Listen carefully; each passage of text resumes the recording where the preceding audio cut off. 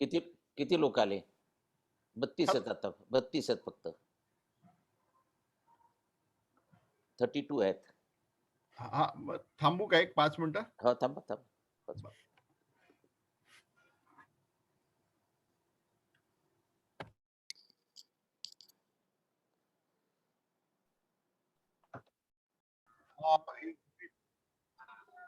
The participants will join. कारण we have to finish. Hello hello, कोण बोलतंय? आवाज break होतोय जगदीश, आवाज ब्रेक होतोय.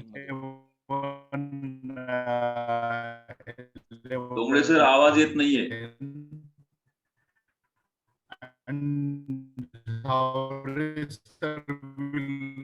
Has told me that he will require. Dongre sir आवाज येत नाहीये. हॅलो,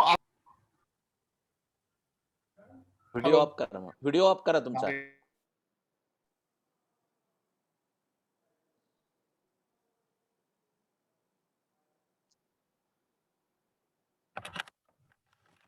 सर 2 मिनिटं फक्त साईडला घेऊन करतायत, रेंजचा प्रॉब्लेम येतोय. करतायत 2 मिनिटात चालू. आणि डोंगरे सर तुमचे बॅकग्राऊंड लाईट्स खूप आहेत, एक तर कर्टन्स लावा शक्यतो. तुमच्या चेहऱ्याचं लाईट खूप आहे, त्यामुळे अतिरिक्त लाईटची गरज नाही. हॅलो, आता ऐकू येत आहे का? हो, येतंय.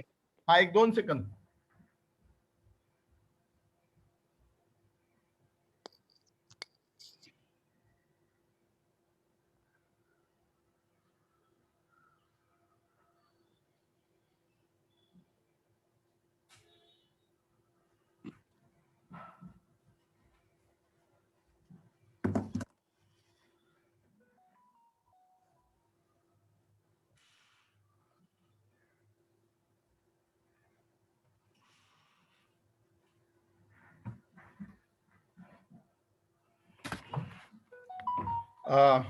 Good morning, participants. I welcome CA Dr. S.B. Zavre sir, our Central Council member CA Chandrasekhar Chitare, Chairman of Pune branch CA Samir Ladda, and all the other participants of Sarasbagh Study Circle. Today we have pleasure in inviting Zavre sir for this accounting standards for non-company entities session.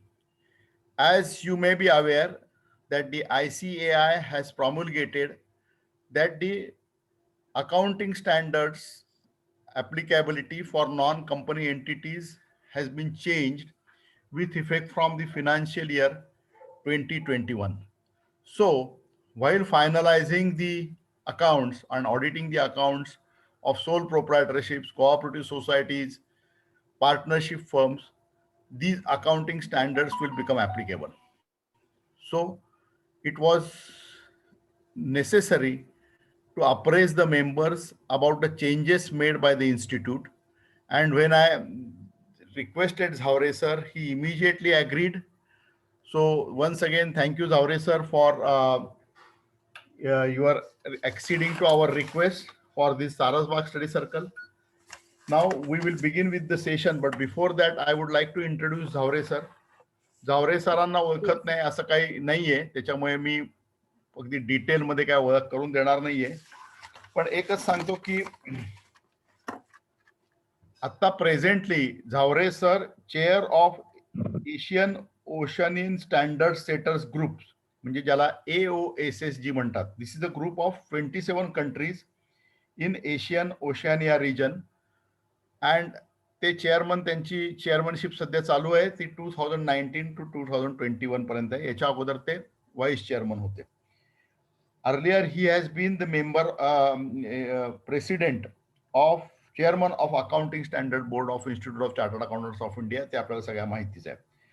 त्याच्यानंतर member of accounting standards advisory forum of international accounting standard board, म्हणजे ज्याला IASB म्हणतात, London, त्याचे ते member पण आहेत. आणि he contributes a lot on the issues of the accounting standards. आणि आपल्याला माहितीच आहे की ते last 3 terms he was the central council member of the institute of chartered accountants of India. दुसरं झावरे सरांचं एक महत्वाची गोष्ट म्हणजे जी आपण रेग्युलरली सध्या फीचर वापरतो युडीन, त्याचे झावरे सर हे इन्व्हेंटर आहेत आणि he has been felicitated by various organisation. त्यांना लाईफ टाईम अचीवमेंट अवॉर्ड पण मिळालेला आहे. पण त्याच्यापेक्षा व्यतिरिक्त झावरे सरांच्या बद्दल मला एक सांगायचं असं आहे की तुम्ही त्यांना कुठलाही टॉपिक द्या, त्यांना त्याच्यावरती स्वतंत्र अभ्यास करून तो टॉपिक वरती सेशन द्यायला त्यांना आवडतं. त्याच्यामुळे हा नवीन टॉपिक आहे तेव्हा he was very much interested, very much enthusiastic for to share his thoughts, की share the what are the actually accounting standards applicability. आणि समीर, मी आत्ताच झावरे सरांशी बोललो, शेखर सर, मी त्यांच्याशी आता असं बोललो की म्हटलं हा आपला जो प्रोग्राम आहे आता सारसबाग स्टडी सर्कलचा, त्याच्यामध्ये हा आता एक जनरल आपण अप्रेझल माहिती घेतोय की कुठली कुठली अकाउंटिंग स्टँडर्ड्स कुठल्या कुठल्या लेव्हलनी नॉन कॉर्पोरेट एंटिटीजला ऍप्लिकेबल आहेत. पण आपल्याला जर खरोखरच मेंबर्सना रिफ्रेश करायचं असेल तर काही महत्वाचे अकाउंटिंग स्टँडर्ड्सचा प्रोग्राम आपल्याला either Sarasbaug study circle through घ्यावा लागेल किंवा ब्रांच लेवलवरती along with Sarasbaug study circle or only on the branch level घ्यायला लागेल. आणि झावरे सर त्याला तयार आहेत. मला आठवतंय अकाउंटिंग स्टँडर्ड 2 जे इतकं सोपं स्टँडर्ड आपल्याला वाटतं, पण झावरे सरांनी खूप पूर्वी सारसबाग स्टडी सर्कलला घेतलं होतं की त्याच्यामध्ये सुद्धा खूप इंट्रिकसीज असू शकतात AS2 मध्ये. ते मी त्यांचं सेशन ऐकल्यानंतर माझ्या लक्षात आलं. तर असे काही महत्वाचे अकाउंटिंग स्टँडर्ड्स आपण सारसबाग स्टडी सर्कलमध्ये किंवा ब्रांच बरोबर किंवा ब्रांच एकट्याने ते तुम्ही कॉल घ्या तर घेऊया. म्हणजे जो हे सप्टेंबर ऑक्टोबर पर्यंत जोपर्यंत हे आपण अकाउंटिंग आणि ऑडिटिंग करतोय नॉन कॉर्पोरेट एंटिटीजचं, तोपर्यंत आपल्याला त्याचा फायदा होऊ शकेल मेंबर्सना. So with this, I conclude and I now request CV Chitale to give his remarks. त्याच्यानंतर मग I request Samir Ladda in 1 or 2 sentences to give the forthcoming programs of the branch and then hand over to Zavre sir for the regular session. Thank you. Thank you all. धन्यवाद Jagdish. Actually तुम्हाला opening remarks द्यायला सांगितले, पण सगळेजण झावरे सरांना ऐकायला खूपच उत्सुक आहेत. त्याच्यामुळे मी काही ओपनिंग रिमार्क आता देऊन वेळ वाढवत नाही.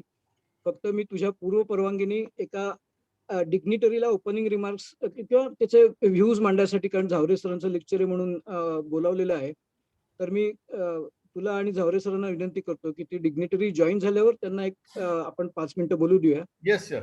आणि डिग्निटरी आहेत प्रेसिडेंट ICAI निहार निरंजन जंबुसारिया. अरे वा, very good. Thank you Shekhar sir for having. आता थोडी दुसरी मीटिंग आहे, नाही तर आत्ताही जॉईन झाले असते. Okay thank you Shekhar sir. Okay Sameer, एक 2-3 प्रोग्राम कुठले आहेत ते सांग मेंबर्सना so they can log in, then Zaware sir will start. हो, थँक्यू जगदीश सर. सगळ्यात आधी तुम्ही जी सूचना केली त्याचे ऍज अर्ली ॲज इम्प्लिमेंटेशन होईल पुणे ब्रांच तर्फे along with Saras Baug accounting standards series we can arrange, and obviously Dr. SB Zavre sir will be the speaker. As per as Pune branch J programmes आहेत आता ऑलरेडी कालपासून women's national conference चालू आहे आणि almost 1500 members त्यात participants आहेत. So this is a very good national conference आणि चितळे सरांनी ती पूर्ण कॉन्फरन्स ऑर्गनाईज केलेली आहे. Thank you Chitale sir. Next month मध्ये 2, 3, 4 जुलैला आपली अजून एक नॅशनल कॉन्फरन्स आहे डेटा अनालिसिस वरती. त्याचे ऑलरेडी मेसेज सर्क्युलेट केलेले आहेत, तर मॅक्झिमम मेंबर्सनी जॉईन करा असं मी सगळ्यांना विनंती करतो. तसेच 30 तारखेला आपला किशोर फडकेंचा एक प्रोग्राम होता, transfer of property act, registration act, stamp duty and it's interplay with income tax act. पण 2 दिवसापूर्वीच हेड ऑफिसचे गाईडलाईन आले की 29 ते 1 कुठलाही कार्यक्रम घ्यायचा नाहीये ब्रांचेसने, कारण सगळे हेड ऑफिसचे प्रोग्राम आहेत. त्याच्यामुळे आपण हा प्रोग्राम पोस्टपोन करणार आहोत, पण तो फर्स्ट वीक ऑफ जुलैमध्ये परत एकदा हा प्रोग्राम असणार आहे. आणि एक आनंदाची अशी एक आपल्याला अजून बातमी सांगायला हरकत नाही की 10 जुलैला आपले प्रेसिडेंट पुणे ब्रांचला व्हिजिट करणारे चितळे सरांच्या प्रयत्न त्यांनी आपल्याला वेळ दिले आहे. सो त्या दिवशी पण चांगल्यातले चांगले कार्यक्रम ऑर्गनाईज करण्यात येतील. हा आता जुलै 10 पर्यंतचा प्रोग्राम आहे. आणि 1 जुलैला फ्लॅग होस्टिंग असणारे ब्लड डोनेशन हे रेग्युलर दरवर्षी 1 जुलैचे प्रोग्राम असणार sir. Thank you Jagdish sir. Over to Jaware sir. Thank you. Good morning, all participants. CA Jagdish Dongde, the founder and the pillar of Sarasbag Study Circle. CA Samir Ladda, chairman of the Pune branch of WRC. CA Chandrasekhar Chitale, Central Council member of ICAI, and all the participants, good morning to you. And it's my pleasure today to present and share my views on accounting standards for non-company entities. When Jagdish Dongde has requested me to talk on accounting standards for non-company entities, I then sat for almost a day and prepared the PPT presentations that what I should talk about and how I should update the members of the study circle. Jagdish Dongde talked about that ICAI has announced the accounting standards applicable to non-company entities. First point to keep in mind, the accounting standards were already notified or announced by ICAI for non-corporate entities. That is continued. So there are no new standards through this announcement. But what is important is, earlier ICAI announced level 1, 2 and 3 for medium, small and micro entities. However, through this announcement, there is a change as far as levels are concerned. We'll talk in detail, level 1, level 2, level 3 and level 4. Because level 1, all accounting standards as announced will be applicable. Level 2 is medium size entity. Level 3 is a small size entity. And level 4 is micro size entity.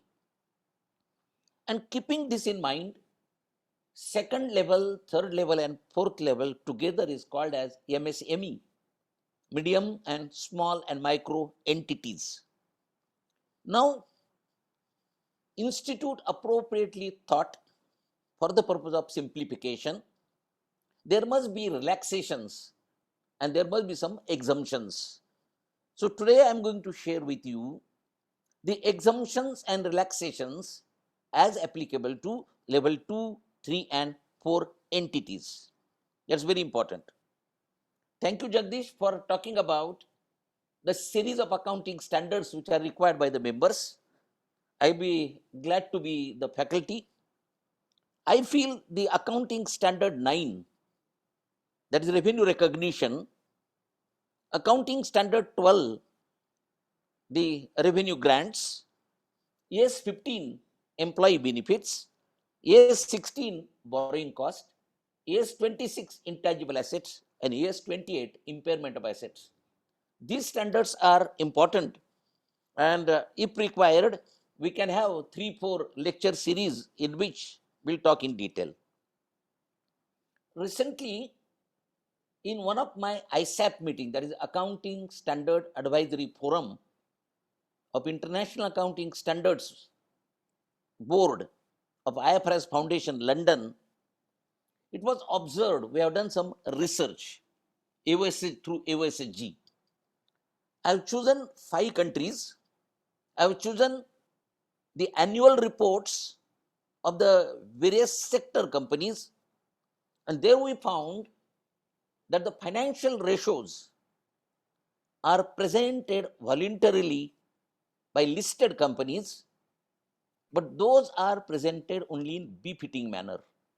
Befitting manner in the sense, whatever the favorable ratios are there, present to the stakeholders, and which are non-favorable, don't disclose it. And therefore, I raised on the international forum that financial ratios must be standardized. And actually, when the members asked the question, we are talking about financial reporting standards. Then I said, financial reporting includes accounting as well as presentation. Earnings per share under our AS series is AS 20 deals with the EPS. I remember when I appeared for my CA final examination of November 1972, and we were preparing earnings per share. There was a small topic was there. There was no standard, and therefore how to calculate earning per share was one of the issue. The institute's module of that time was also vague. Then in that case, we had three interpretations. As far as the numerator is concerned, there was no problem. That is profit attributable to equity shareholders. But the problem was the second component, and that component was how to take number of equity shares. Good morning, dear bhai. Good morning. I just started, no problem. You may be busy for other entities. Sir, I am going to talk today, share with them Yeah. accounting standards for non-company entities. Mhm. You made the announcement that Yeah. instead of level 1, 2, 3, now there will be level 1, 2, 3, and 4. Hmm. For level 1, all accounting standards will apply. As far as level 2 is concerned, there is some relaxation to this medium-sized entities. Level 3, small-sized entities, more relaxations and exemptions you are given. And level 4, there are substantial relaxations and exemptions are given. And that I am going to share with them today. Yeah. One thing is very important. You made this applicable from 1st April 2020. That is 2021 financial year. And therefore, it is very important for the members to share that these standards are applicable.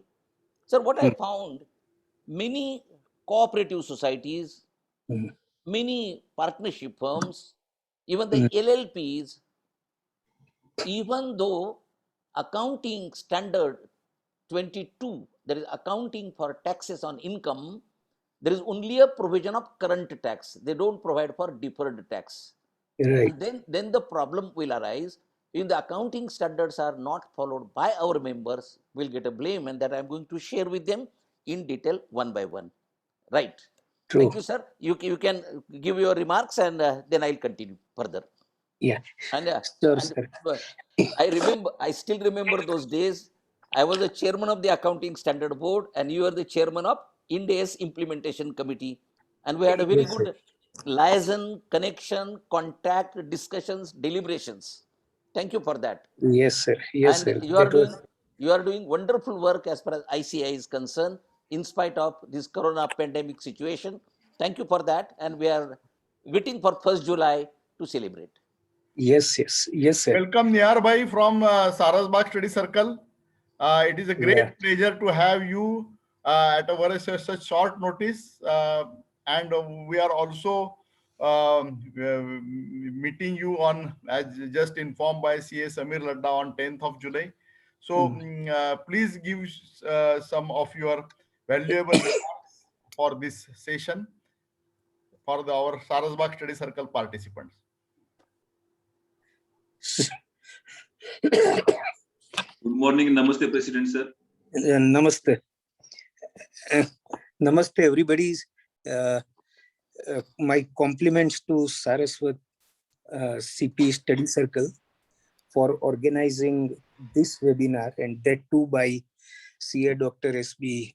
Zaure, who is chairman of Asian Oceanic Standard Setters Group, that is AOSSG, and also a member of Accounting Standards Advisory Forum, London. I think also my colleague CV Chitle is part of this webinar, and particularly what Zaure sir said, that we cherished the relationship when he was in the council. And particularly for Ind AS, whenever there was any controversy or any point which was not getting through, as a last resort, we always used to go to Zavre sir and ask him, what should we do? And he used to very rightly advise us.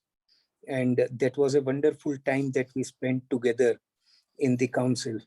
And I am very happy to see that whenever there is any matter related to accounting standards, in particular, Zavre sir comes forward to guide the members as to what they should do, particularly on today's subject on which he is speaking, accounting standards, non-company entities, level 4 created just before a month or a couple of months. And the reason is very obvious, that there was a feeling at the council that for non-corporate entities, let us make their life as easy as possible. But in the meantime, very rightly mentioned by Zavre sir, that certain concepts like deferred tax liability and assets should not be done away with for any kind of entity, because going forward, at some stage, they will have to learn and implement them. However, by providing a number of exemptions, the council has tried to see that non-corporate entities are put to ease, and a number of carve-outs, number of exemptions have been provided. Particularly, this will apply with effect from financial year 2021. That is when you finalize the accounts for March 21, you will be able to apply these accounting standards to level 4 entities, and that will make the life of auditors as well as entities easy. Particularly, these entities are very small and they don't have a very competent accountant also. And we used to feel that for these entities, ultimately, although CA is the auditor, he had to intervene, and at several places, some entries had to be incorporated, some entries were required to be corrected. So this task will become easier, it will reduce, and I'm sure that our members will be put to greater comfort when they audit these non-corporate entities. And particularly today, you have Zavre sir to guide all of you. So there is no doubt every small thing about which you have doubt, you can get it cleared from him and make your life much easier. Thank you so much for inviting me. And when it comes from Zavre sir, at any time, always available. Thank you. Thank you, sir. Thank you, Niyar Bhai. Thank you, Actually, Niyar bhai. Thank you. In your presence, I will just share one more very important matter as far as accounting standards are concerned. Mm, Dear participants, mm, in India right now, the accounting standards are applicable to corporate entities, for which Ministry of Corporate Affairs have issued the notification. Same accounting standards are also applicable to non-corporate entities with relaxations and exemptions we are going to talk of today.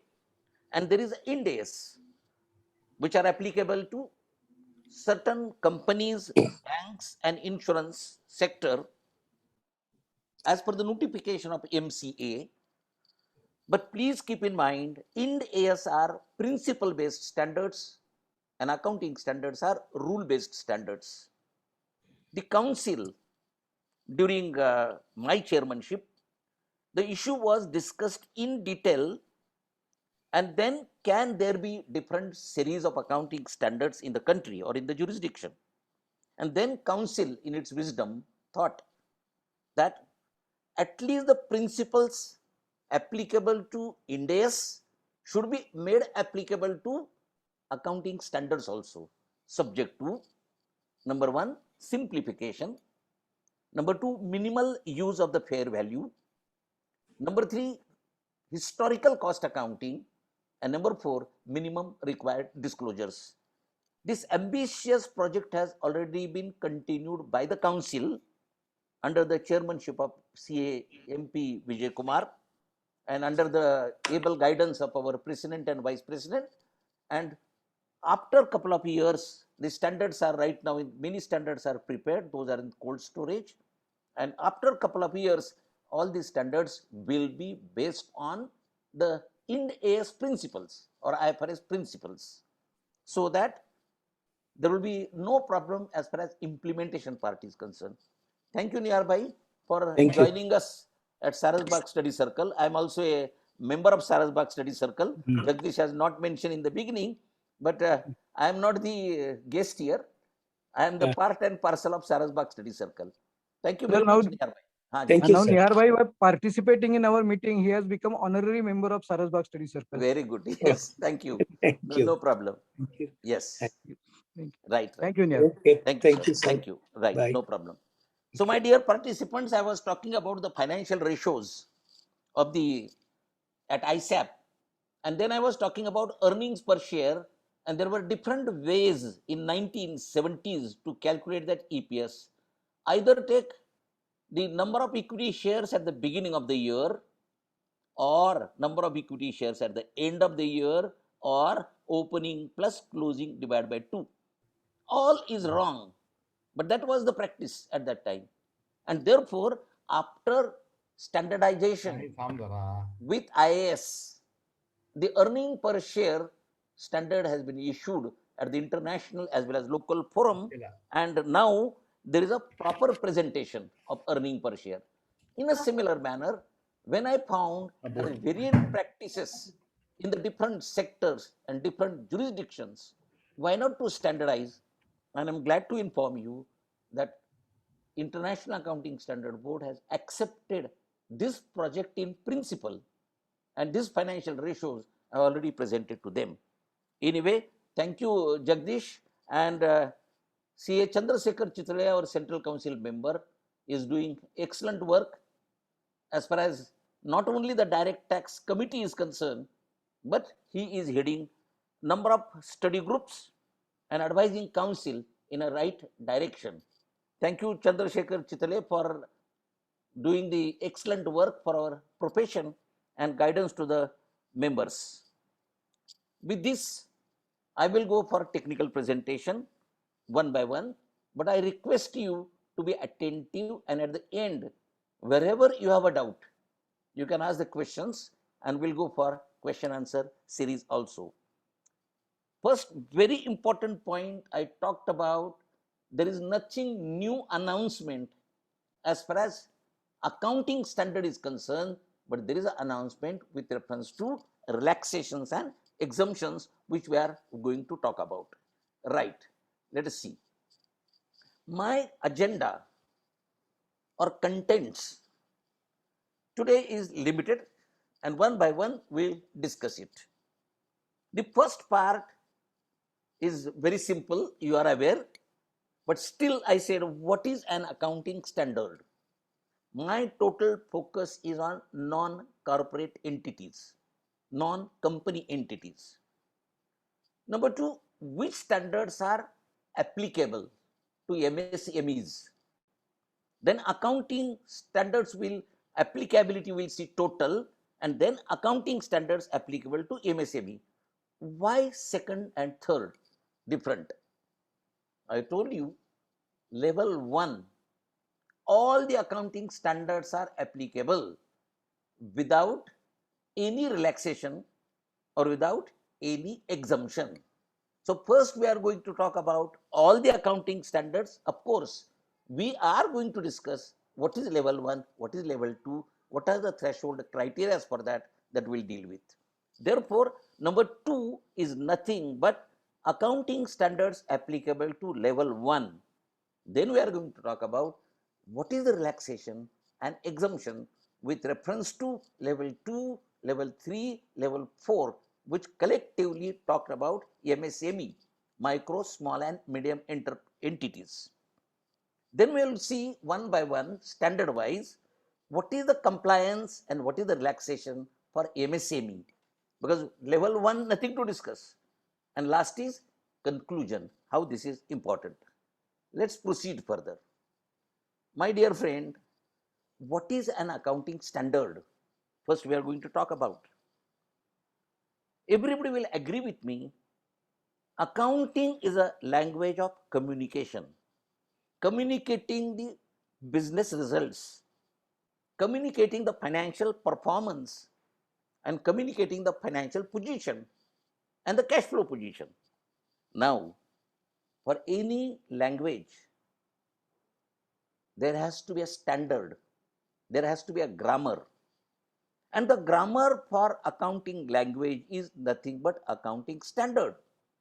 So the accounting standard is nothing but selected set of policies and the broad guidelines regarding principles and practices or methods to be chosen out of several alternatives in preparation of general purpose financial statements. My dear friends, there are two types of financial statements. One is general purpose and number two is special purpose. What are the examples of special purpose first? Whenever you are issuing various certificates, for example, utilization certificate, the bank or the financial institution has sanctioned a term loan of certain amount to an entity and they require utilization certificate duly certified by a chartered accountant. In that case, that is special purpose. Tax audit, special purpose. GST audit, special purpose. ABC circulation audit, special purpose. Number of certificates are issued while finalizing the annual accounts of banks, special purpose. One thing we have to keep in mind right now, accounting standards will apply to or apply in preparation of general purpose financial statements, not special purpose financial statements. Special purpose financial statements are certified by an auditor or by a chartered accountant based on facts. So you have to see the facts and then you have to certify the truth, certify the actual figures, historical figures.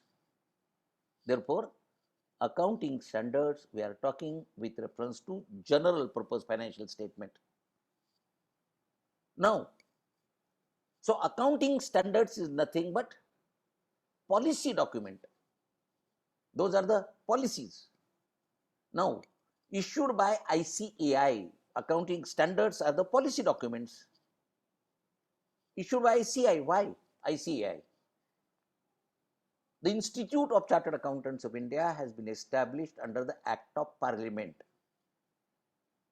right, as an accounting regulator in the country. So who is to promulgate the accounting standards? ICAI.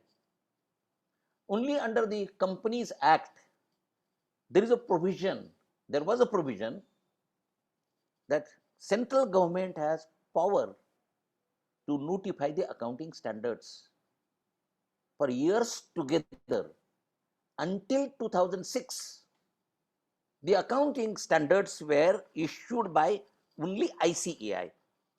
But prior to 2006 era, I just want to explain you, that is also important. Prior to 2006, on whom the accounting standards were obligatory, mandatory, and it was mandatory on members of ICAI. But the institute has stated, while carrying on attest function, while certifying general purpose financial statements, the auditor is to ensure that mandatory accounting standards are being followed. And in case of the mandatory accounting standards are not followed, the statement is not true and fair, and then accordingly, the auditor has to qualify the report. Prior to 2006, this obligation was on auditor. This obligation was on the member of ICAI. I remember one Pune-based listed company, in its annual report, the audit particular accounting standard was not followed, and the auditor has qualified the report. You are aware, whenever the report is qualified, the chairman in the annual general meeting has to give reply why the audit report is qualified. And the reply was, at that time, I'm talking about a story prior to 2006, that the management consultant of the company, of your company, chairman stated in the AGM, has advised us not to follow a particular accounting standard. Right? Not to follow particular accounting standard.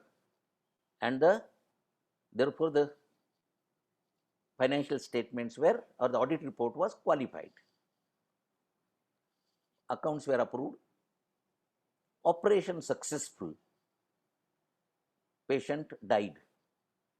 Dividend declared. Dividend distributed. Because there was no mandate on companies to have that obligation. But after 2006, what has happened? After 2006, you are aware about Companies Accounting Standards Rules 2006 have mandated all joint stock companies, maybe a private company, maybe a public listed company, public non-listed company, earlier section 25 company, now section 8 company, one person company, every company has to follow notified accounting standards issued by Ministry of Corporate Affairs, Government of India. So it is good. Now there is an obligation on companies, there is an obligation on auditor, and therefore compliance level has substantially increased. Now, my friends, let us come to the non-company entities. Now, as far as non-company entities are concerned, there are different regulators are there. Take example of sole proprietor. Now, in case of a sole proprietor, there is no regulator, right? Partnership firm, registrar of firms is not looking after your accounts, right? LLPs, regulator is Ministry of Corporate Affairs. They have not issued any notification. Therefore, different regulators of non-company entities have not yet mandated that the accounting standards are mandatory. So this is a situation prior to 2006 applicable to companies. So my dear friends, there is a onerous responsibility and obligation on the members of this esteemed profession to ensure that the entity or the enterprise has followed the mandatory accounting standards. And in case of the mandatory accounting standards are not followed, the auditor has to qualify the report. That is very, very important. I hope this is very clear in the beginning itself. So the accounting standard is nothing but the policy document issued by ICAI. Every accounting standard deals with recognition, measurement, presentation, and the disclosures. This is very, very important. There are two types of accounting standards. Number one, which deals with accounting and which deals with other presentation. Take example of accounting standard 1. There is no question of accounting. It is only a disclosure of accounting policies. Or take earnings per share. It is not accounting, but it is only a presentation of earnings per share, which is also applicable to non-company entities. For example, take a cooperative society. There are a number of equity shares. So earning per share has to be calculated. Every accounting standards deals with recognition, measurement, presentation, and the disclosure of accounting standards. I made it amply clear that general purpose financial statements are prepared by applying accounting standards with adopted or chosen accounting policies within the accounting standards. So the accounting policies followed by an entity refer to accounting principles and methods adopted, chosen in preparation of this general purpose financial statement. You will agree with me, there is no single set of accounting policies which can be applied to all the entities and in all the circumstances. That is the reason, like in case of inventory, you have to choose an appropriate method. In case of revenue grant, you have to choose an appropriate method. In case of depreciation, you have to choose out of various alternatives an appropriate method for providing the depreciation. So accounting standard is nothing but the policy document. Now you are aware that the enterprise operate in diverse and different environment, economical, commercial, technical, and so they have to adopt accounting policies which are most suited to their business activities. When enterprise follow different accounting policy, the users of financial statements, when I say users, can we substitute a proper word, stakeholders? In one of my meeting of London, the very pertinent question was deliberated, that we are preparing general purpose financial statements for whom? Then after the deliberations, it was divided in two parts, the primary users and the secondary users. General purpose financial statements are prepared keeping in mind the focus of primary users. But even though secondary users also take the benefit of those general purpose financial statements, or they use those financial statements, who are the primary users? Investors, shareholders, members, right? As at present as well as potential. Number two, the bankers, financial institutions who provide public money to entities. So general purpose financial statements are prepared keeping in mind the objective of primary user. Secondary users do get the benefit of those statements. Now, financial statements has two problems: comparability of financial statements and reliability of financial statements. When the financial statements will be reliable? Financial statements will be reliable only when the accounting standards are followed. When you can compare it, there is a standardized accounting practice by all the entities, right? Very important. And therefore, through the accounting standards, you are able to have comparison, intra-firm comparison and inter-firm comparison.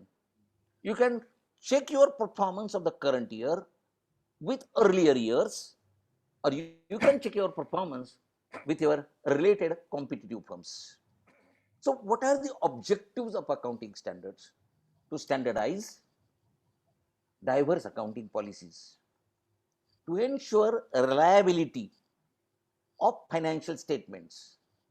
Everybody will be on the same principle and will provide for the accounting. Number three, have proper comparability of financial statements of different enterprise, to provide disclosure norm and help in presenting true and fair operations of the enterprise. When I say operations, business performance, financial position and the cash flow, because we are going to talk about what is general purpose financial statement. General purpose financial statements are: number one, balance sheet; number two, profit and loss account; number three, cash flow statement; Of course, as far as non-company entities are concerned, the cash flow statement or the AS3 is not a mandatory standard. But if you want to have a presentation of cash flow, then you have to follow accounting standard 3. And fourth is very important, notes to accounts. Now, so when I said general purpose financial statements comprise of balance sheet, profit and loss account, cash flow statement, and notes to accounts, please keep in mind these general purpose financial statements are based on the accounting standards. That is very, very important. And therefore, I said whenever the special purpose financial statements are issued, there is no question of applicability of accounting standard, but that is to be based on facts in a particular circumstance. Let's proceed further. Applicability of accounting standards. ICAI, the accounting regulator in the country, recognized the need to harmonize the accounting policies and practices, constituted an accounting standard board on 21st April 1977. And even at that time also, it was based on IAS, International Accounting Standards, but not in toto like IFRS converged Ind AS. If you see the word converge means as near thereto. But accounting standards issued by ICAI were not near to IAS, but basis was IAS. In particular, if you start with accounting standard 15, employee benefits, and thereafter, those are based on IAS. The Accounting Standard Board of ICAI is responsible for formulating the accounting standards in India. And please note, when I said for non-company entities, accounting standards are issued, announced by ICAI. Even for company entities, you are aware about NACAS and NAFRA. The basic accounting standard drafts are prepared by the ICAI only. Then it was presented to NACAS during my chairmanship. I was also a member of NAFRA for some time, about a year or so. And then the NAFRA recommend to the Ministry of Corporate Affairs these standards. Companies Act 2013 include no accounting standard will be notified by MCA unless and until properly recommended by ICAI and NAFRA.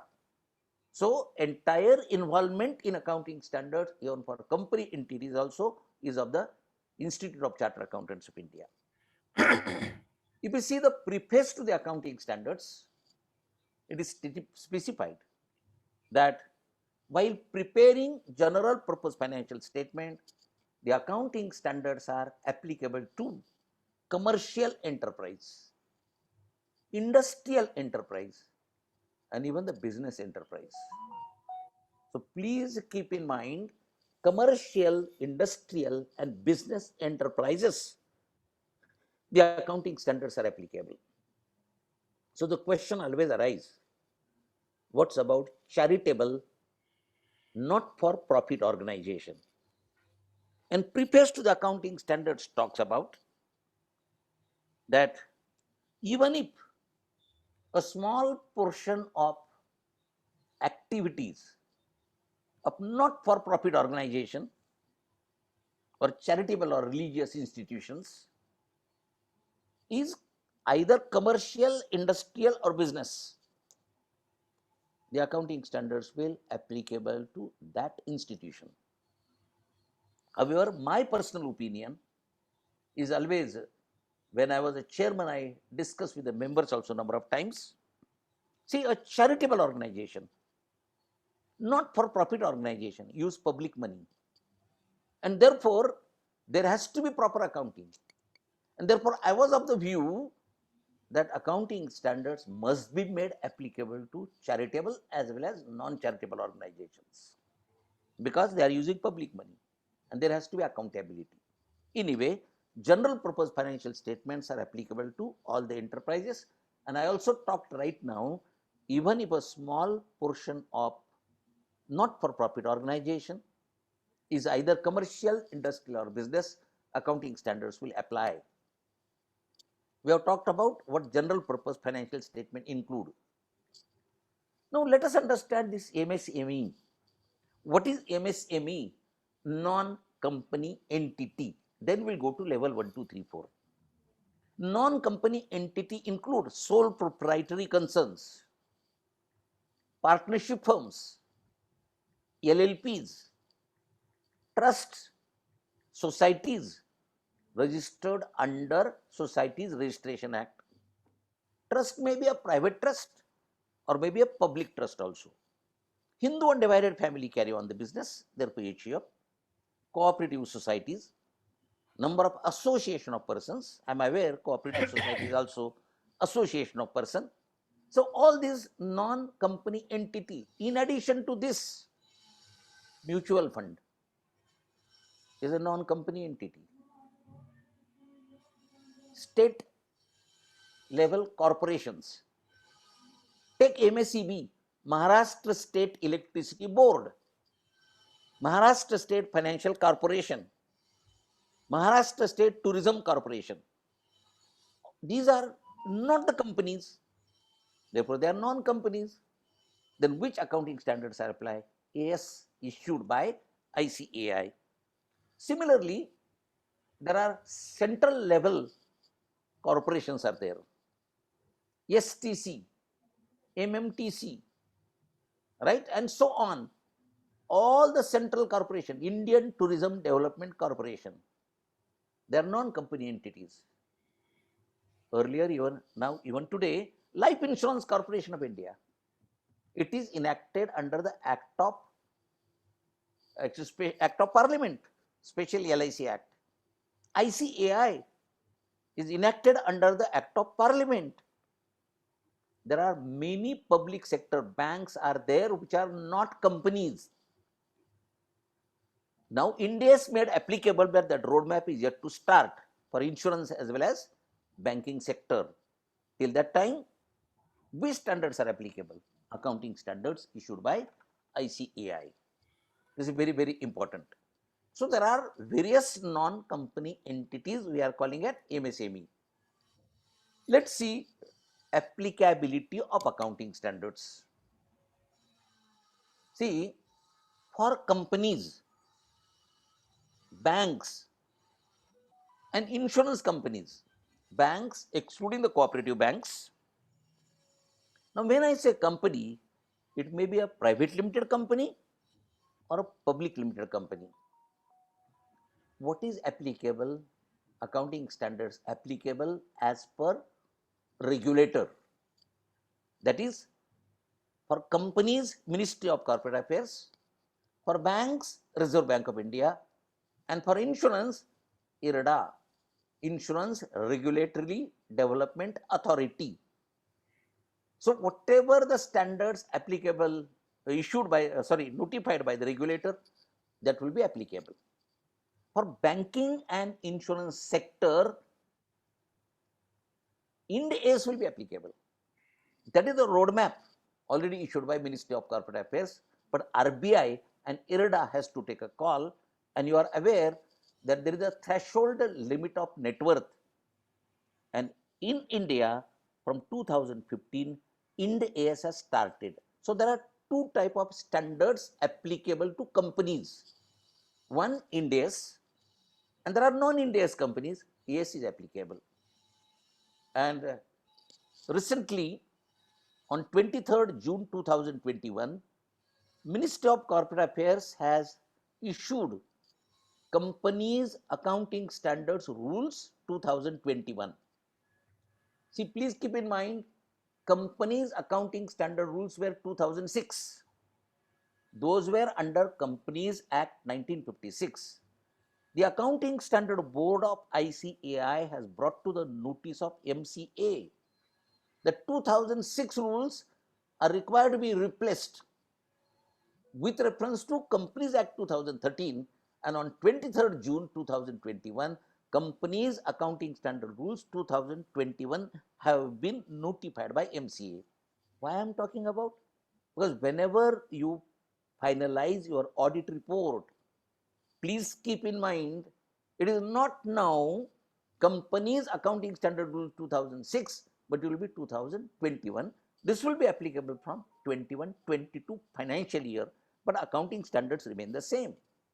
So either AS or the NDS as far as companies are concerned. Bank and insurance, only NDS. But until the time roadmap is not announced by regulator, the accounting standards will apply. I have seen worldwide, even in Asian Oceanian region, that IFRS are applicable to public interest entity. And what is the definition of public interest entity in various jurisdictions? Is listed company, its associates, its subsidiaries, its joint ventures. That's all. In India, Ministry of Corporate Affairs, on recommendation of ICAI, has a broader idea of public interest entity. Even a private limited company, non-listed company, having net worth more than, equal to or more than rupees 250 CR, Ind AS is mandatory to them. So in India, we have taken a very bold decision, and there is a wider coverage of companies as far as Ind AS is concerned, which is based on IFRS.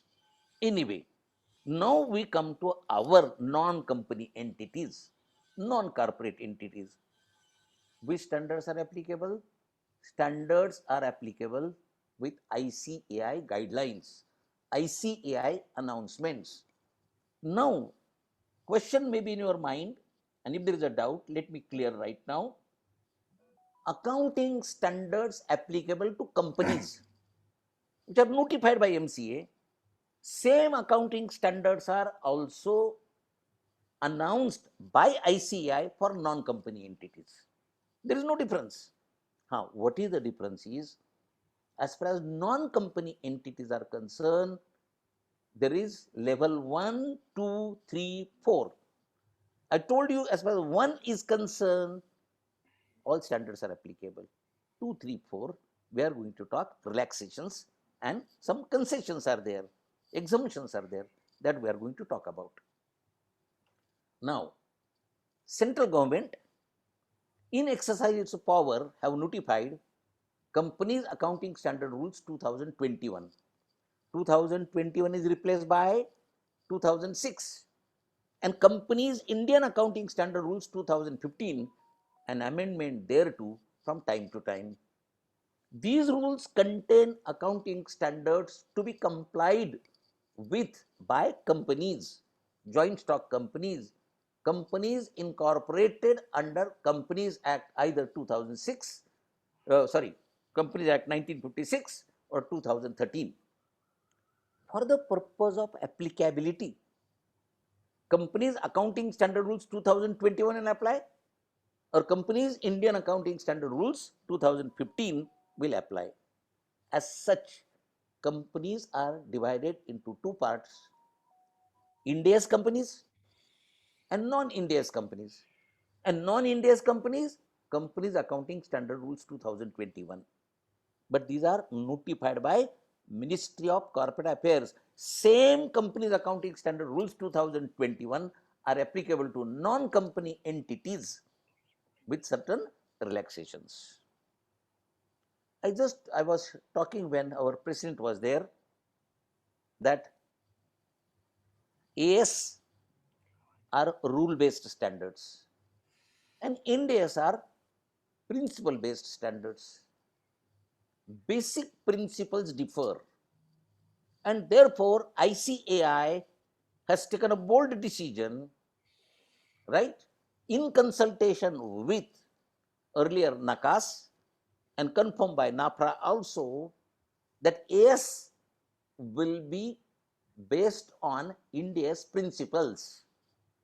Principles has to be the same. capitalization, revenue has to be the same. There cannot be different rules applicable. Otherwise, the preparers as well as auditors will get confused. And therefore, the ICAI has taken a project which I referred earlier. And what is that? The AS series will also be based on same principles of Ind AS. You might have seen the exposure drafts issued by ICAI. Subject to, that is very, very important. Subject to AS series will be simplified accounting standards. There must be ease of doing the business. Number two, there will be minimal use of fair value. Why minimal use? Even today, my dear friends, there is a use of the fair value. Property, plant and equipment, you revalue. That revaluation is carried out at which value? Fair value. Agriculture, there is no standard right now. How do I measure agriculture output? Fair value. So there is a fair value usage in accounting standards, but I am seeing minimum use of fair value where it is must. But Ind AS or IFRS are based on fair valuation only. Number three, minimal use of time value of money. Because under the IFRS or Ind AS, you calculate the present value. Here there is minimal use. Why minimal use? Take accounting standard 15, employee benefits. You want to provide a gratuity on retirement. For the purpose of AS series also, we do calculate present value. Or for impairment of assets, you calculate the value in use. How do you calculate? Present value of the future expected benefits.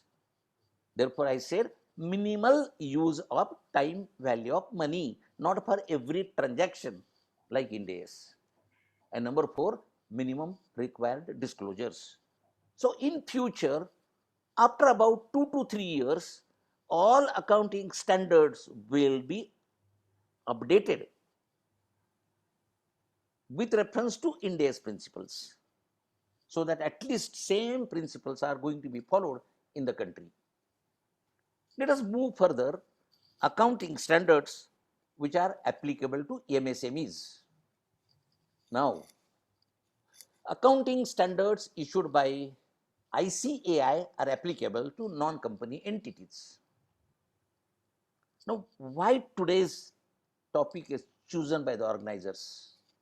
Because there is announcement by ICAI. The council at its 400th meeting held on 18th and 19th March 2021 recently has revised the classification of micro, small and medium entities referred as MSMEs. Level 4, level 3 and level 2 entities. So 2, 3, 4 together is called as MSME. And level 1 is not MSME, but it's a non-company entity. All accounting standards will apply. The Accounting Standard Board of ICAI considered the revision of criteria to achieve simplification and very important ease of doing business by MSME entities. The classification, as I told you earlier, level 1 non-company entity, level 2 medium size entity, level 3 small size entity, level 4 micro size entity.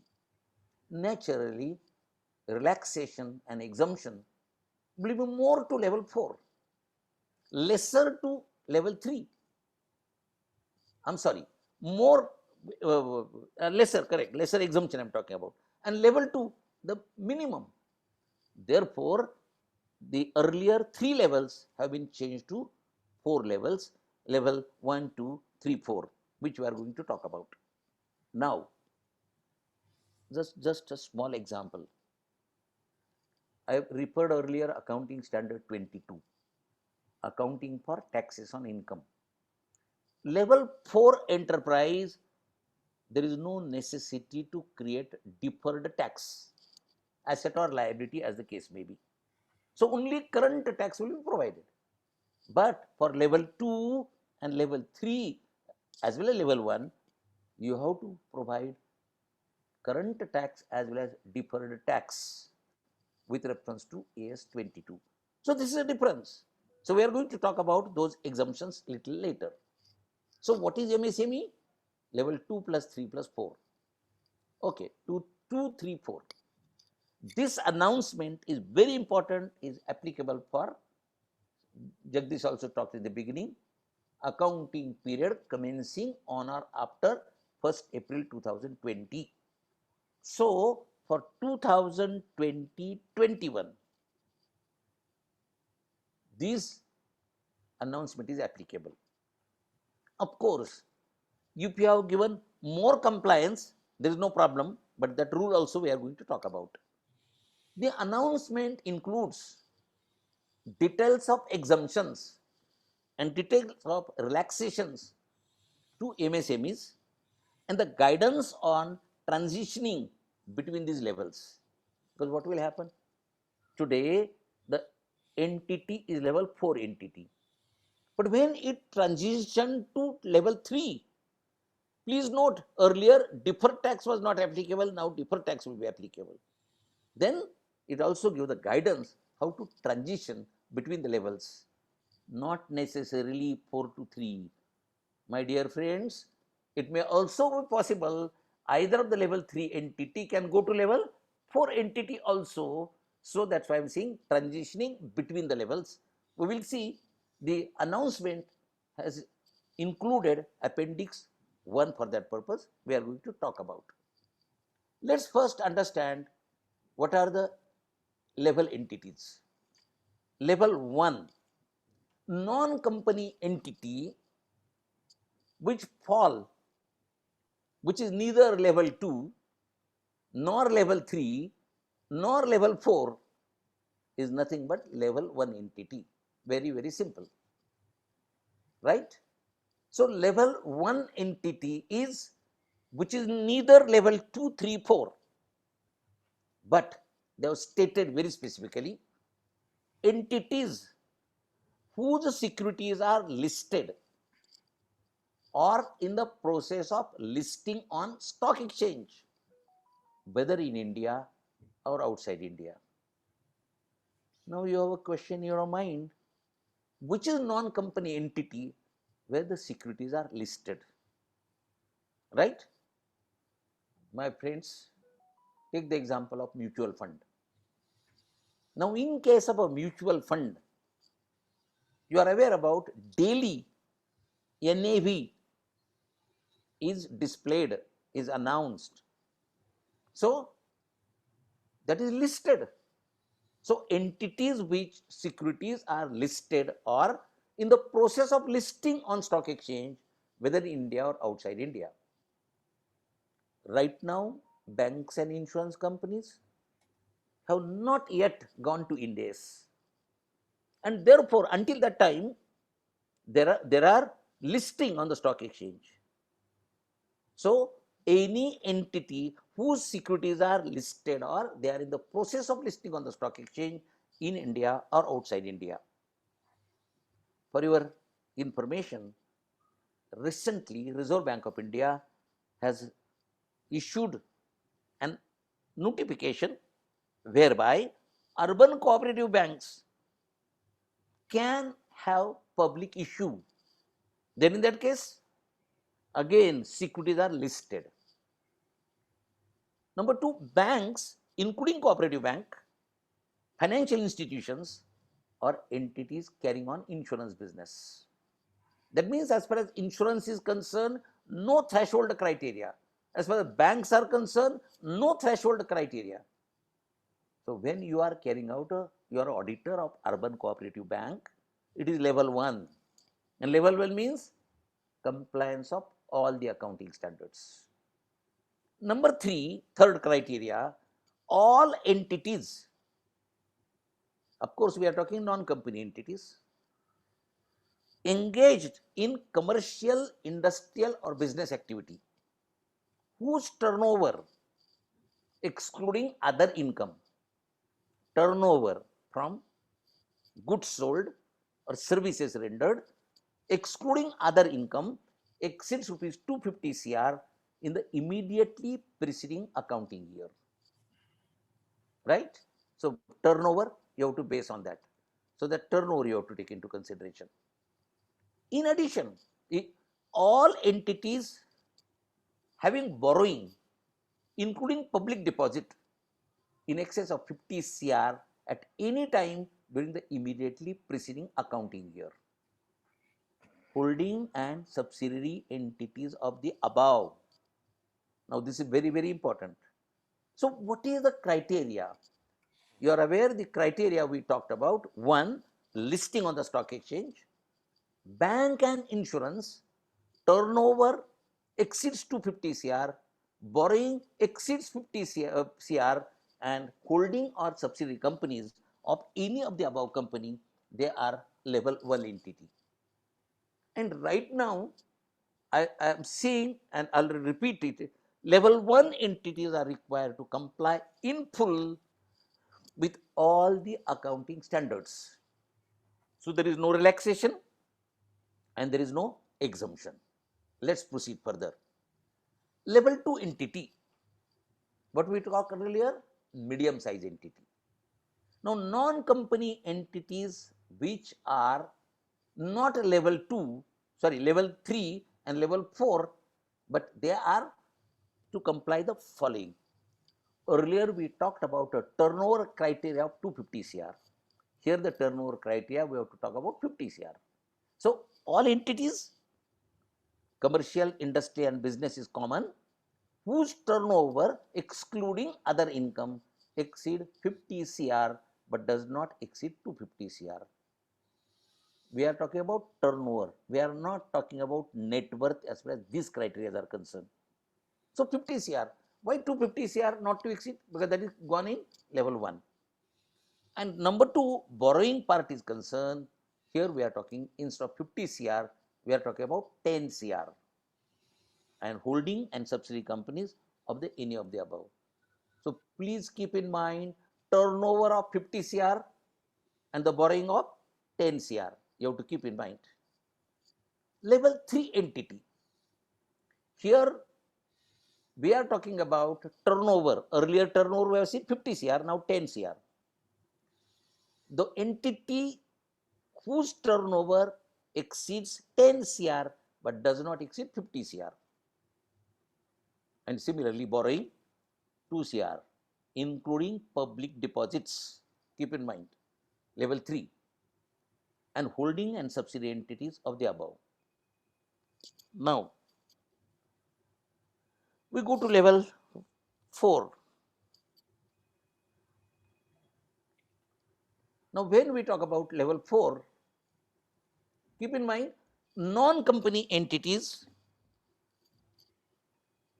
which are not covered by either level 1,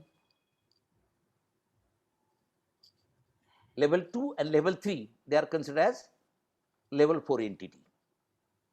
Now, it is very, very important for all my professional colleagues, before carrying out an audit of non-company entities concerned, please check up whether it is level 1, 2 and 3. And as a part of audit planning, it is necessary not only to determine the level, but which accounting standards are applicable and what is the exemption that we are going to talk about. Let's continue. Now, what are the additional requirements to comply with? First, very important, you have to disclose by way of a note that it is a MSME. MSME means level 2, 3, 4, not level 1. Level 1 is not MSME. Level 1 is non-company entity, but not MSME. And you have to also disclose compliance with accounting standards of that level. So disclose by way of a note if your non-company entity is MSME and they are complying with accounting standards of that level. Now, this is very, very important. Compliance means when you are giving compliance, for example, I found I just gave the example when President was there of deferred tax asset. But I find employee benefits as well as impairment of assets, very less compliance is there. On the contrary, I found level 1, 2, 3, and when I was in one of the seminar in Kolhapur, and I was talking about for partnership firms, how many auditors have certified without deferred tax asset and deferred tax liability, and everybody raised hand. Sir, where is the question of applicability of AS 22 to partnership firm? I said, why? Is it not a business enterprise, commercial enterprise, industrial enterprise? And there was no relaxation. It is a mandatory standard. So you have to follow for partnership firms also. Therefore, I said, please prepare it, do it. So that is first disclosure. Now, MSME, which is covered in level 2, 3, 4, had qualified for any exemption or relaxation, but no longer qualifies relevant exemptions or relaxation in the current accounting period. Understand carefully. Earlier, they claimed exemption, but now they have switched over from 3 to 2, and now that exemption is not available.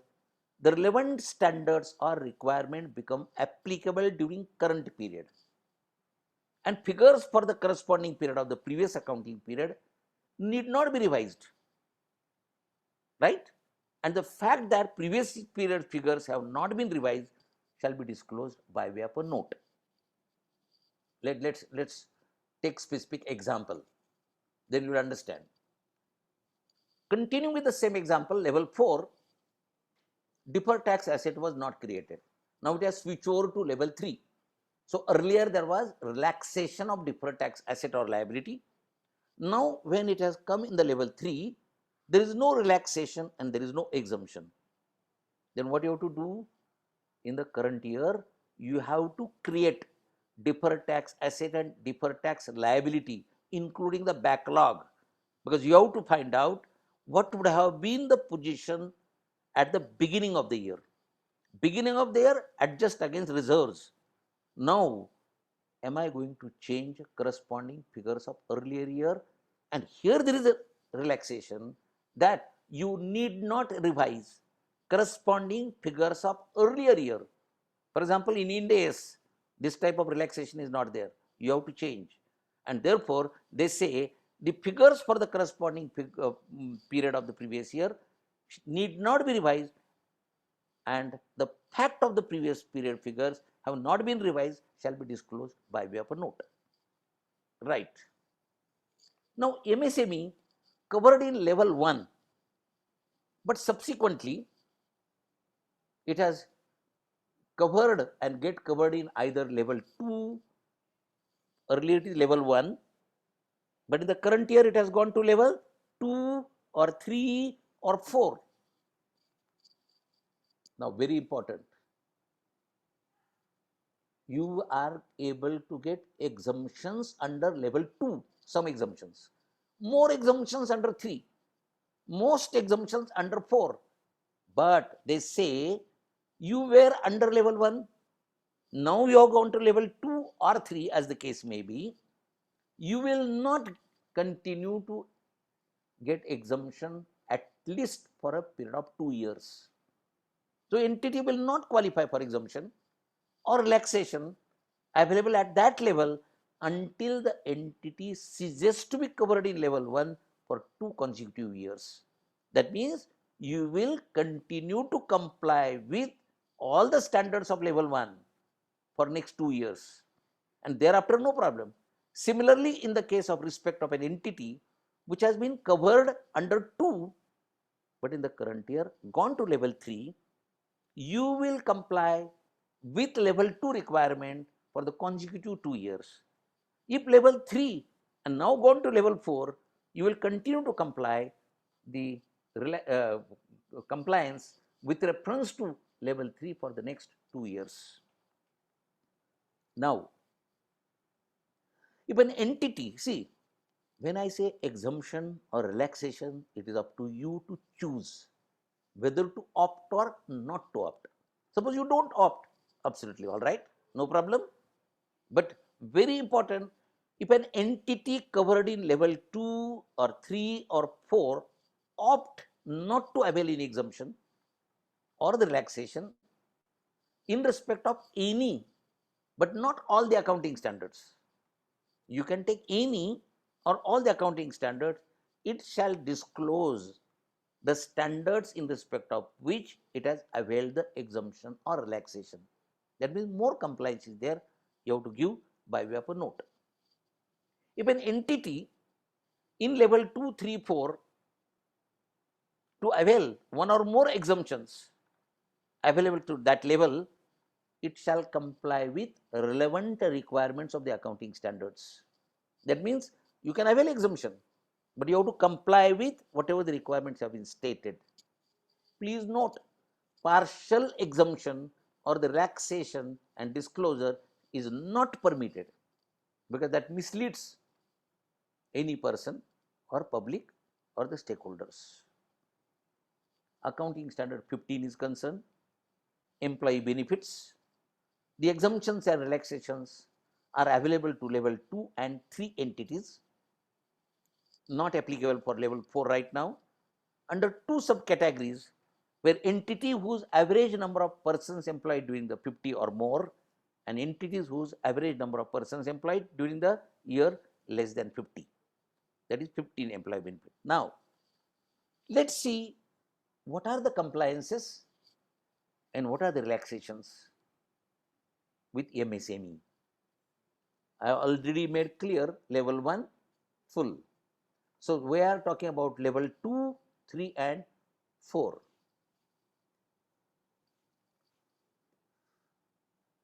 Now, let us have this summary.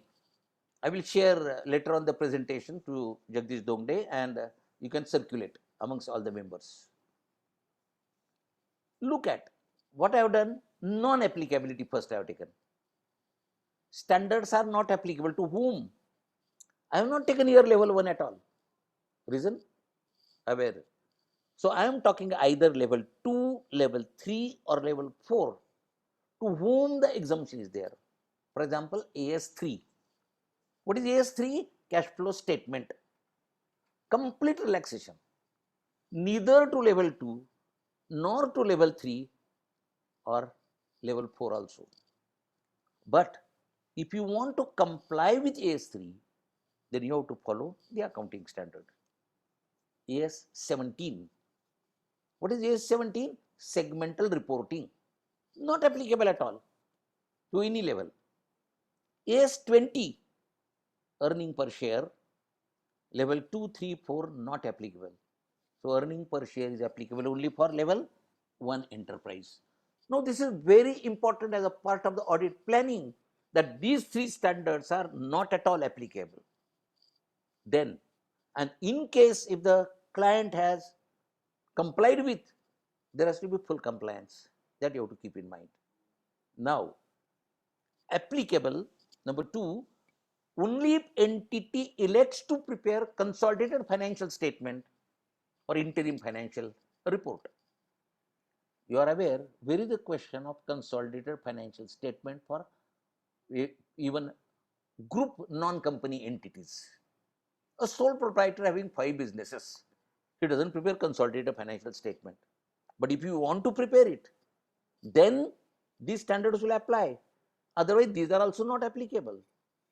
So, when entity elect to prepare consolidated financial statement or interim financial report, then only these standards are applicable.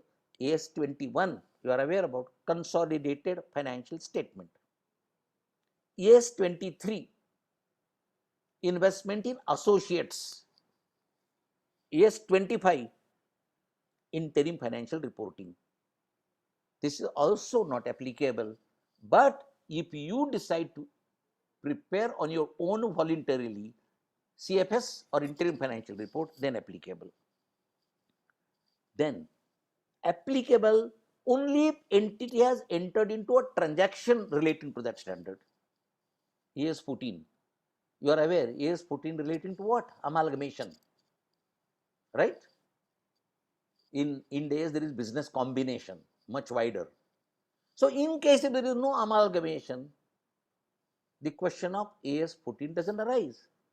So this applicable only if the entity has entered into transaction. Similarly, AS 27, investment in joint venture. If it is applicable, then only you have to comply with AS 27. Otherwise, there is no question of compliance at all. Now, very important, applicability in entirety to all the three levels, whether it is level 2, level 3 or level 4. AS1, disclosure of accounting policies. AS2, inventory. AS4, events occurring after the balance sheet date. AS5, the net profit for the earlier period, change in accounting policy. 7, construction contract. 9, revenue recognition. 12, recognition of revenue grant. AS16, borrowing cost. These are fully applicable without any relaxation, without any exemption here. Then we talk about the applicability to level 2 entity only. Level 2 entity only. I am talking only accounting standard. I am not talking about tax audit report, because in tax audit report you may have to give the related party disclosures. So as far as accounting part is concerned, only applicable related party disclosures in level 2, level 3 and level 4 is not applicable. And now we are going to talk about exemptions and relaxations. AS10, property, plant and equipment. Level 2, there is no relaxation. Level 3 and level 4, there are some relaxations.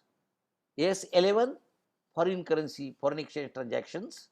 Level 2 applicable, level 3 and 4 with disclosure exemption. AS13, investments.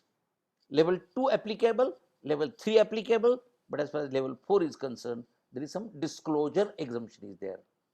You are not to give the fair value. AS15 is employee benefits. There is a relaxation because employee benefit means long-term benefits. You have to have a calculations. For ease, there is a relaxation in 2, 3, 4. 22, accounting for taxes on income.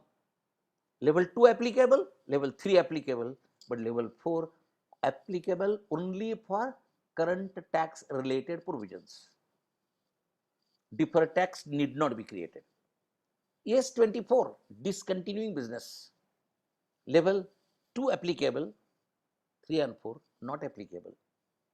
AS26, intangible assets. Applicable for level 2 and 3, but as far as last part is concerned, applicable for disclosure exemption. 28, impairment of asset. There is a applicability for level 2 and 3 with disclosure exemption, and good part, this was a problem earlier. As far as small entities are concerned, it is not applicable to level 4 at all. 29, all 3 levels applicable with exemptions, which we'll talk about. I've just given a note here for repetition purpose, understanding purpose. This chart will help you for your proper audit planning. Level 1 entities are required to comply in full with all the mandatory accounting standards. For your information, AS3 also is not mandatory. AS3 is voluntarily. If you opt out, if you opt for cash flow statement, then you have to comply with. Right. So this was just a summary of exemption and relaxations. Let's deal one by one now. What are those individual exemptions are there? We'll go one by one in brief. Now, para 87 of AS10, property, plant and equipment. What is the requirement? The enterprise is encouraged to disclose the following. carrying amount of temporarily idle PPE. Idle PPE. That means you own the asset, but you don't use it. It is carrying amount of temporarily idle PPE. Gross amount of fully depreciated PPE. Suppose my cost is 10,000, depreciation also provided 10,000, book value 0. I need not present this gross carrying amount, that is the requirement. Then for each revalued class of PPE, the carrying amount that would have been recognized had the asset been carried under the cost model.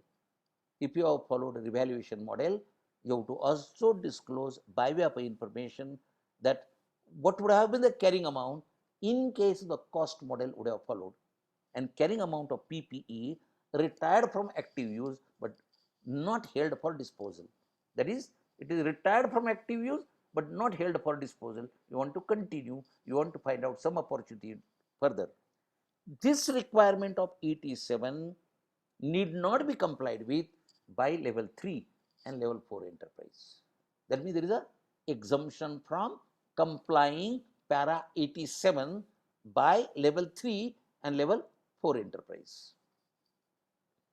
AS11, effect of changes in foreign exchange rate.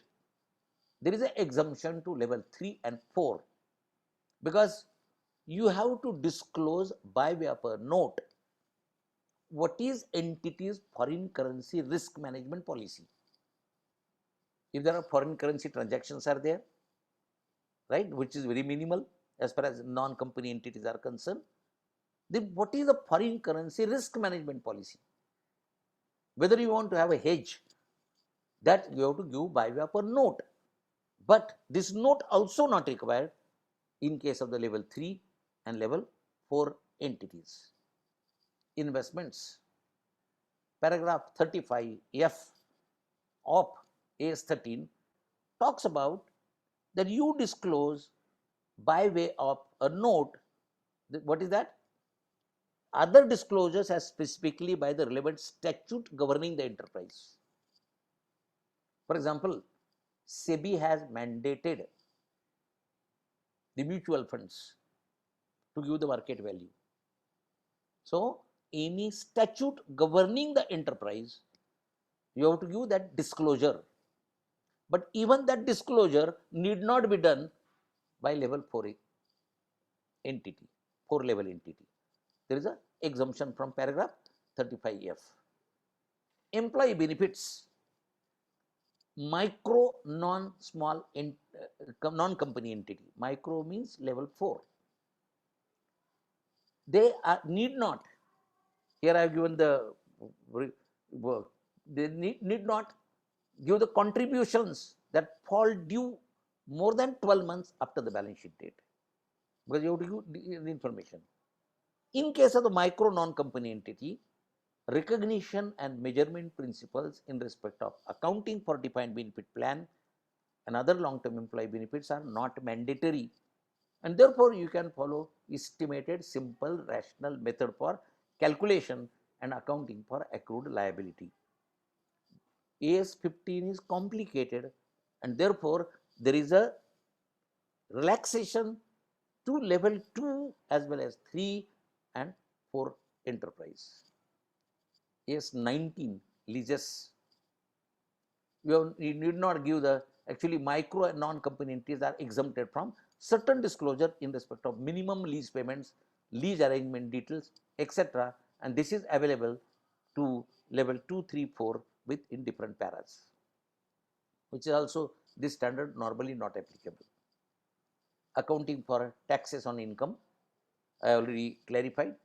The entity shall apply the requirement for accounting of taxes on income for current tax, all levels 2, 3, 4. However, a non-company entity which fall in level 4, the accumulated deferred tax asset or liability appearing in financial statement or immediately previous accounting period shall be adjusted against opening reserves. Suppose you are in level 3, level 3 deferred tax asset liability required. I told you, you require to continue for the subsequent 2 years. But thereafter, what you have to do? Suppose you are in level 4 only.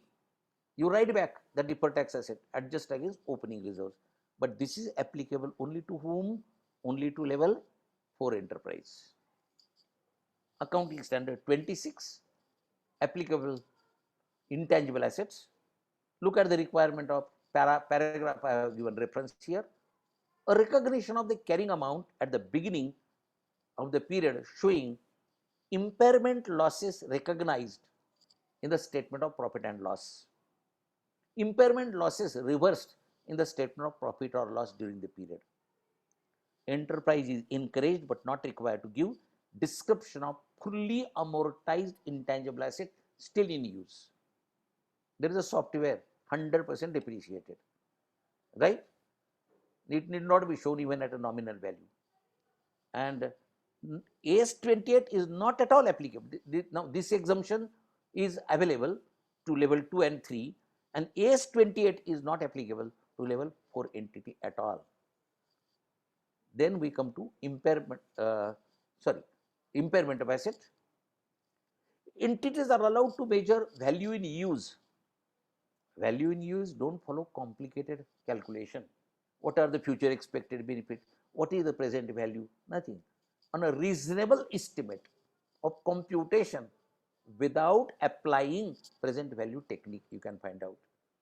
Entity chooses measure of value in use by simple technique. You need not have discounting technique applicable, and disclosures relating to reportable segment, cash generating unit, etc. are not applicable to level 3 entities. So, this value in use is available to 2, 3 as well as 4, and please correct, and AS28 is not at all applicable to level 4 entity. Provisions, contingent liability and contingent asset.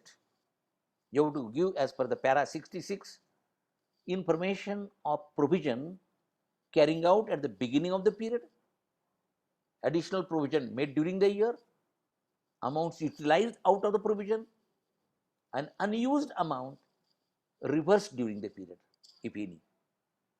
This requirement you can avail exemption for level 2, level 3 and level 4 entity. Similarly, there is para 67, which talks about a brief description in the nature of obligation and expected timing resulting outflow of economic benefit, indication of uncertainties and amount of any expected reimbursement, stating that is contingent asset, in other words, stating that amount of any asset has been recognized for that expected reimbursement. This can be availed by way of exemption to level 2, 3 and 4 entity. These are the relaxations and exemptions, very important. So, finally, now we are arriving at conclusion. My dear friends, we are professionals. We have onerous responsibility to ensure, while carrying out the attest function, while certifying general purpose financial statements, that my client has complied with requirements of accounting standards. And for that purpose, I said, it is the responsibility of management to prepare general purpose financial statements. There are many disciplinary cases whereby chartered accountant has submitted a bill for accounting and submitted another bill for auditing. Please note, can auditor be accountant? The answer is no. And then there are problems. So, please keep in mind, you are carrying out certification, you are not preparing the accounts. So, it is the responsibility of the management to prepare general purpose financial statements, not the auditor. Auditor has only to express his opinion whether the financial statements are true and fair. And when the statements will be true and fair? Well, there is a compliance of accounting standards.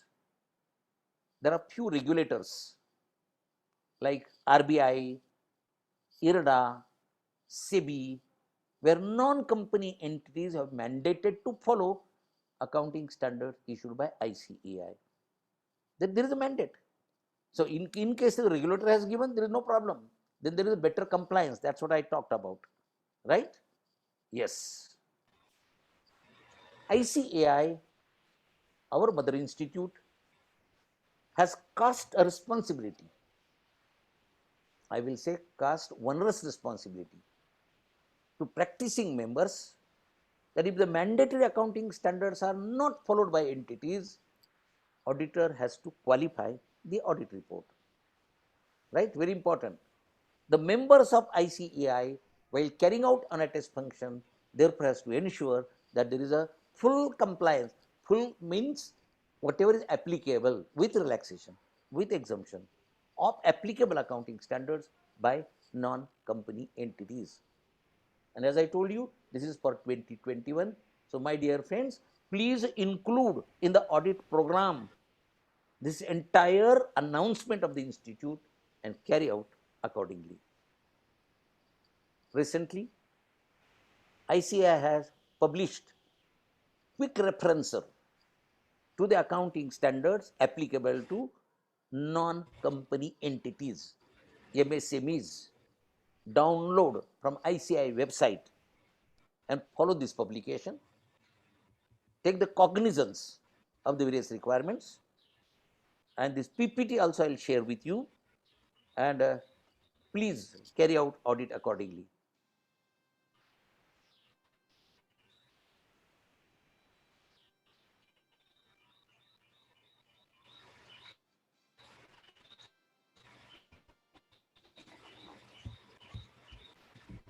Sir, there is one question. Continue.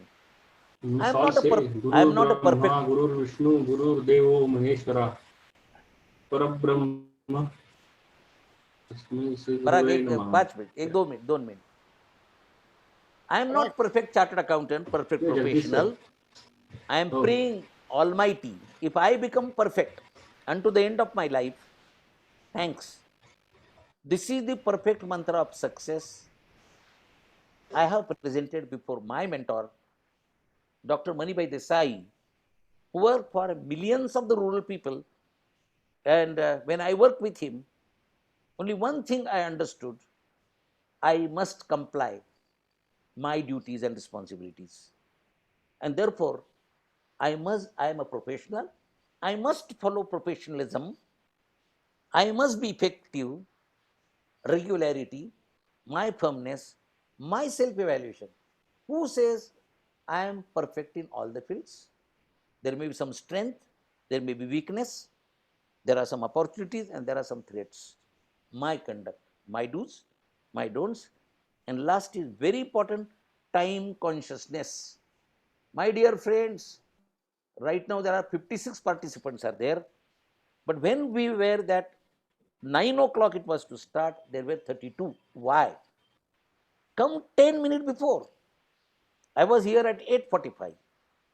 I am not in Pune, I am outside, but I ensure that I adhere to the time consciousness absolutely. Now we go for questions and answers. So Parag, please take over. Members are requested to answer, ask any questions. Zavre sir is here to guide us. Sir, there is already one question from CA Pranav Doshi. Okay. For sole proprietor concern, having 5 proprietary concerns, while filing online form 3CD, consolidated figure of 5 concerns are entered. Whether accounting standard of consolidation needs to be followed.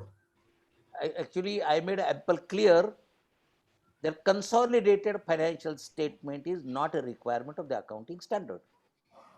If you have chosen on your own voluntarily and you prepare consolidated financial statement, then you are required to follow accounting standard 21 and accounting standard 23, not even 27 also. But why to follow? बैल मुझे मार, क्यों करना है? Not required. as far as income tax is concerned, naturally you have to disclose income arising from each business separately. Consolidation is not requirement for accounting.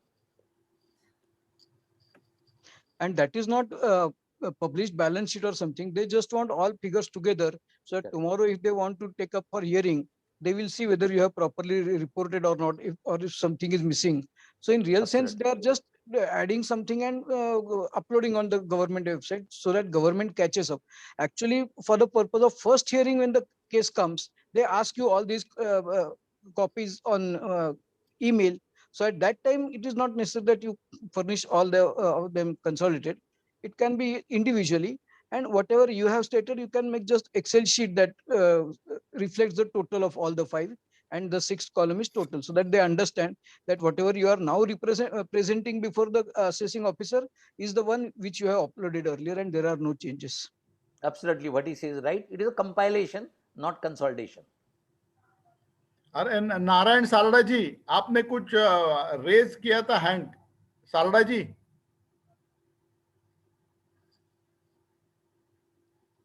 I think he doesn't have any query. Parag, you can conclude now. Anybody else has query? Anything? Anybody else has query, then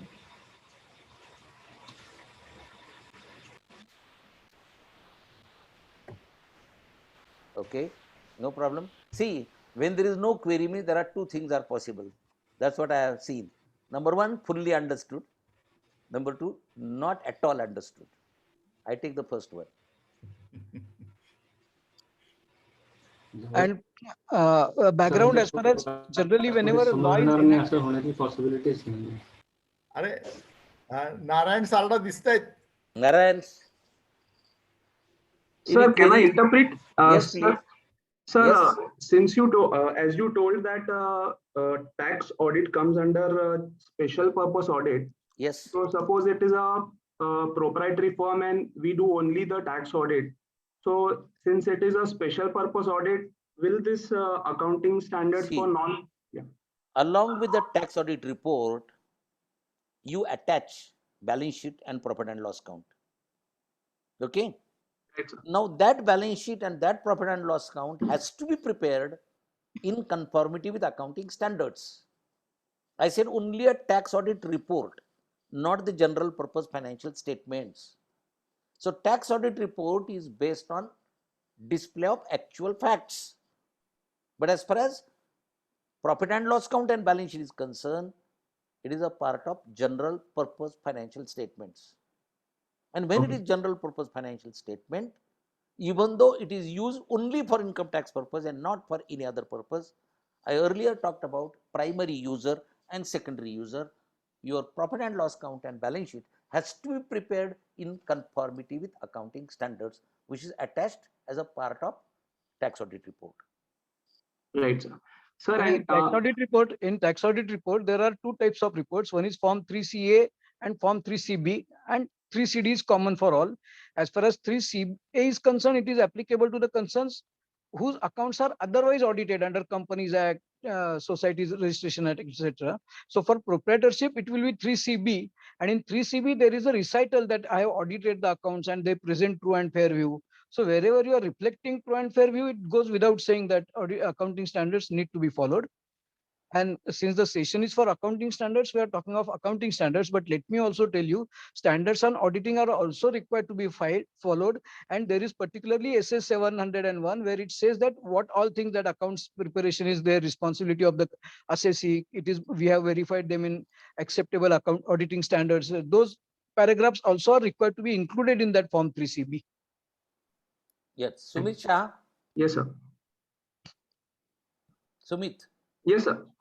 Sir, further, suppose in case of a proprietorship audit, as you said that AS22 taxes on current tax. Now, since we also make a qualification in the audit report that we do the audit only for the business purpose, since many times the private or the personal transactions are not disclosed, and they may also report those in the final computation which they make. So, sir, how do we compute the AS22 current taxes? Does it apply only for the business transactions or the whole balance sheet of the proprietor as a concern? 1 minute, 1 minute.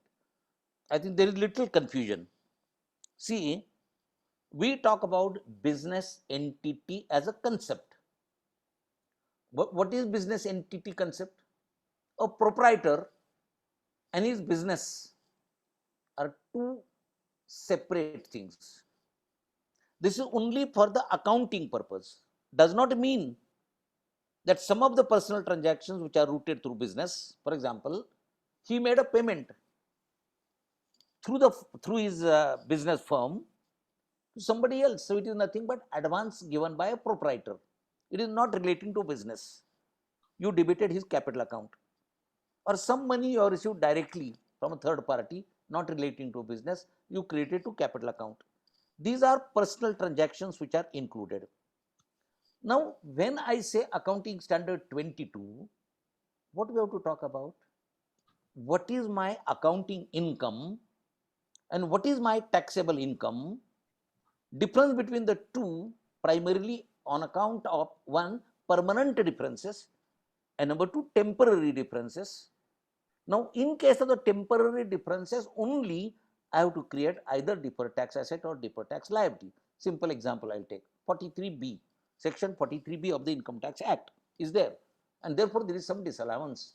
Now, this disallowance is temporary because it is going to be reversed in the subsequent period.